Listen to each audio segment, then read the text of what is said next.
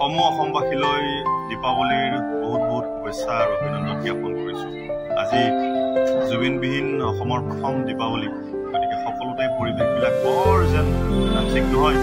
তথাপিও যাৰ ঘৰত সৰু সৰু ল'ৰা ছোৱালী আছে তেওঁলোকে হয়তো আতচবাজি অকণমান কৰিছে, কিন্তু আমাৰ বিশেষকৈ হাজোততো প্ৰায় নাই বুলিবই পাৰি। সকলোৰে ঘৰে ঘৰে কেৱল চাকি বন্তি আৰু লাইটৰ অকণমান ডেকৰেশ্যন। গতিকে আমি আশা কৰিছোঁ এই দীপাৱলীত আমি ঘৰে ঘৰে চাকি বন্তি প্ৰজ্বলন কৰি জুবিনদাৰ আত্মাৰ সদ্গতি কামনা কৰিছোঁ। তেখেত সোনকালে আমাৰ মাজত আহিব লাগে, আমি ন্যায় পাব লাগে আৰু জুবিনদাক আমি সকলোৱে অসমবাসীৰ